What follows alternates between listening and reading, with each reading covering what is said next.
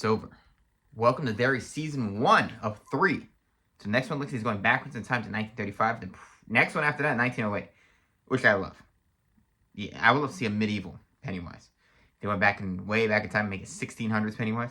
Overall, series is fantastic. It is one of the few series that it gets better as it goes on. Because episode 1, done. Episode 1, I didn't really like. I don't like Demon Baby. I thought he looked stupid. Episode 2, I didn't really care for. Episode 3, I was like, okay. Episode 4, I was like, all right. Episode 5, and then 6, and then 7, I was like, wow. 7 was like a movie. And 8 and 9 were both great. And I'm like, all right, it got better as it went along. My only critiques was I don't think it hooks you in the beginning. Like I said, I also, the season finale had some stupid moments of characters doing stuff. One of my least favorite things, tropes, is when you got a gun and then you drop the gun and then you run to somebody. I'm like, don't drop the weapon ever. Ever. Ever. I don't understand why directors ever did it. They'll never drop the weapon. But yeah, I love the show. Fantastic. Some bad CGI because Andy Muschietti likes bad CGI, but when it has practical effects, they're great.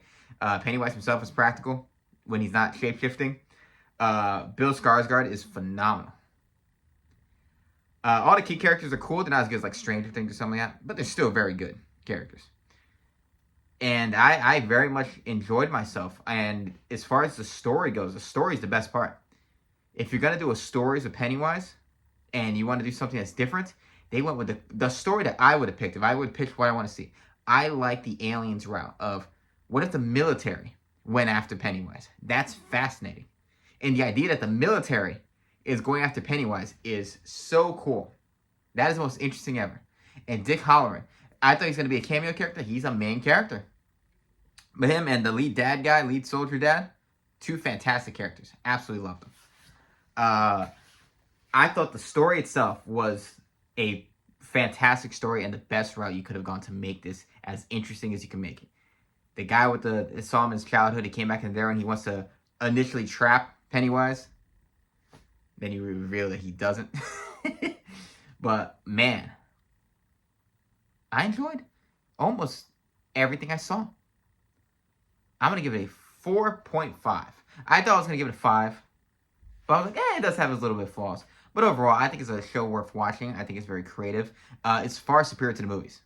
I think It is like a 3, and It Chapter 2 is like a 2.